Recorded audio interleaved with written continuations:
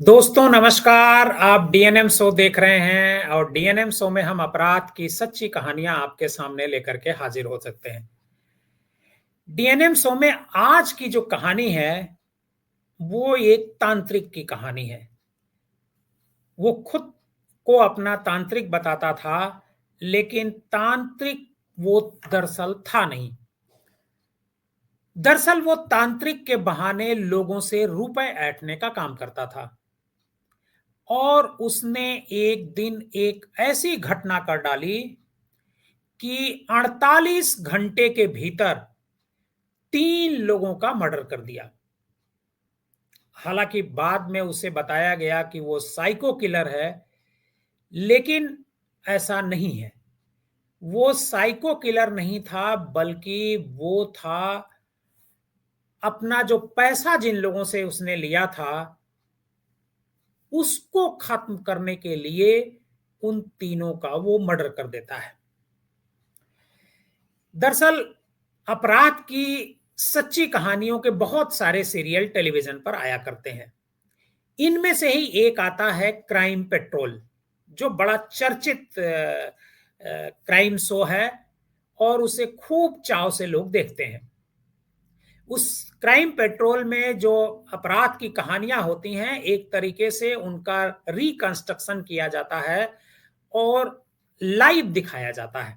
ऐसा लगता है कि कोई अपराधी जो है किस तरीके से उसने अपराध को किया होगा और पुलिस उसे किस तरीके से पकड़ रही है। ये सब कुछ आप क्राइम पेट्रोल में देख करके समझ सकते हैं। जो छत्तीसगढ़ का राज्य का एक रायपुर है, और रायपुर के बगल में दुर्ग जिले का रहने वाला एक व्यक्ति होता है सुखवंत।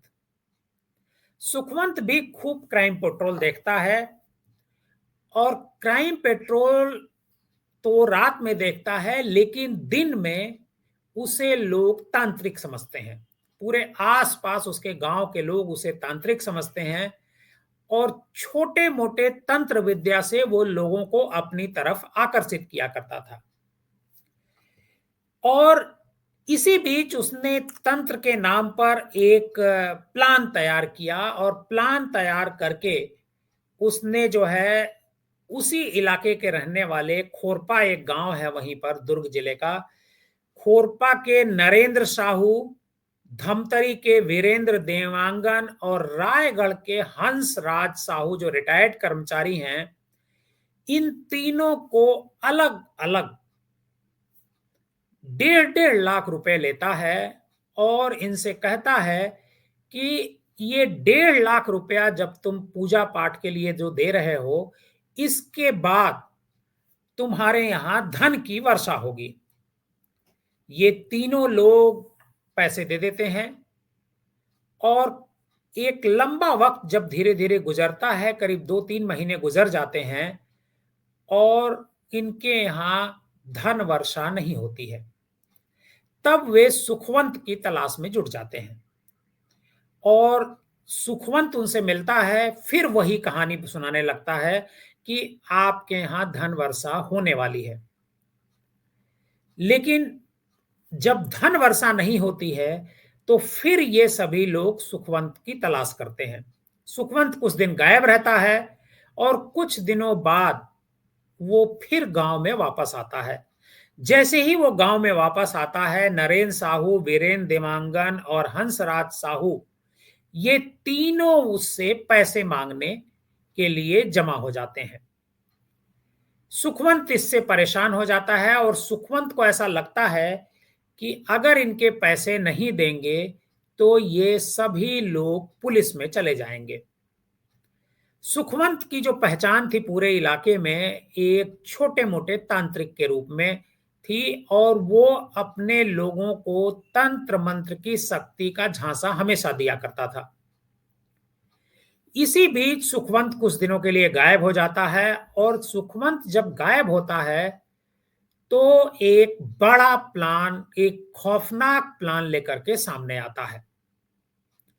सुखवंत सबसे पहले एक जो ऑनलाइन स्टोर है उस पर एक ऑर्डर देता है पोटेशियम साइनाइड का। वो ऑनलाइन ऑर्डर देकर के पोटेशियम साइनाइड मंगवाता है, और जब पोटेशियम साइनाइड मंगवाने के बाद वो इन तीनों को अलग अलग बुलाता है। नरेंद्र साहू को पहले बुलाता है, फिर बीरेन देवांगन को, और फिर हंसराज साहू को। ये 3 दिनों में नरेंद्र को सबसे पहले 27 नवंबर को बुलाता है और अपने सामने बैठाता है और पूजा करने लगता है। और इसी दौरान जो गंगा जल होता है, एक गिलास में रखा होता है, उसमें वो पोटेशियम साइनाइड मिला देता है, और पोटेशियम साइनाइड मिला गंगा जल उसको देता है। कहता है कि नरेंद्र, आप इसे पी लो और इस बार धन वर्षा जरूर होगी। नरेंद्र उसे पी लेता है और पोटेशियम साइनाइड पीने के कुछ ही मिनट बाद नरेंद्र की मौत हो जाती है, और उसका जो शव होता है वो नर्सरी में मिलता है, जिसके पास से नींबू, कपड़ा और चंदन मिला।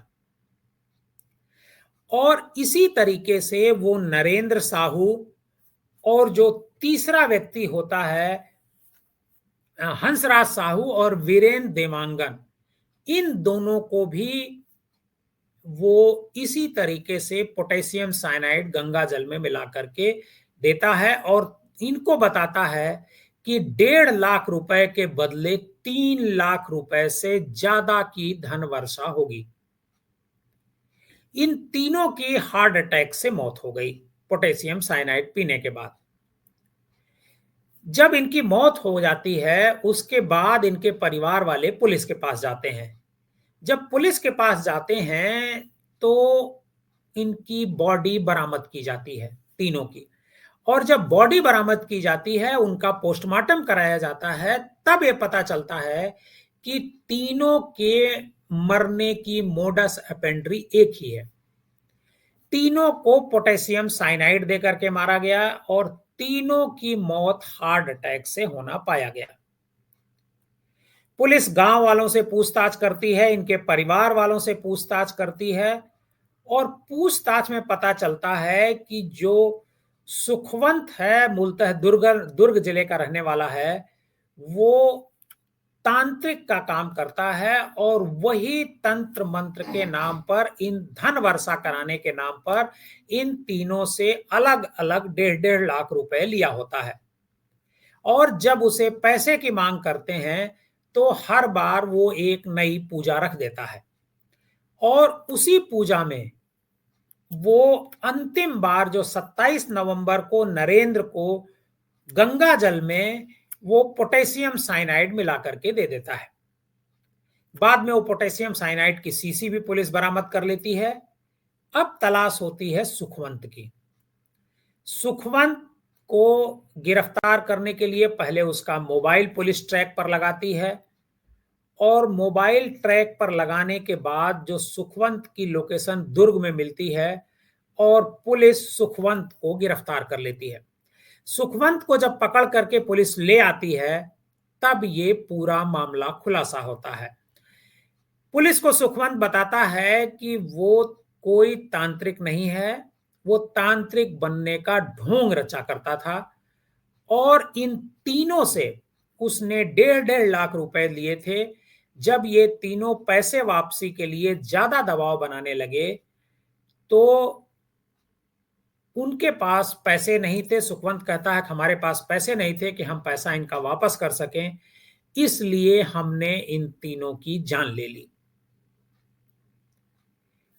अपराध की ये जो कहानी है, इसमें क्राइम पेट्रोल का भी बड़ा रोल है, क्योंकि सुखवंत को पोटेशियम साइनाइड से मौत का जो मामला है, वो एक क्राइम पेट्रोल में की एक कहानी में उसने देखा था कि किस तरीके से पोटेशियम साइनाइड पानी में मिलाने से अगर किसी व्यक्ति को पिला दिया जाता है तो उसकी मौत हो जाती है। और वहीं से आइडिया लेकर के उसने पहले पोटेशियम साइनाइड मंगवाया ऑनलाइन, और उसके बाद वो गंगा जल में मिला करके उसे प्रसाद के रूप में इन तीनों को 3 दिन में 27, 28 और 29 नवंबर को मिला करके तीनों को मार डाला। आप अपराध के शो जरूर देखिए, लेकिन अपराध में खुद मत शामिल हो जाइए। आज की कहानी में बस इतना ही। आप हमारे साथ बने रहिए। डीएनएम शो में अगर आप पहली बार हमारा ये शो देख रहे हैं, तो हमारे इस चैनल को सब्सक्राइब कीजिए और इस अपराध की कहानी को ज़्यादा से ज़्यादा लोगों को शेयर कीजिए।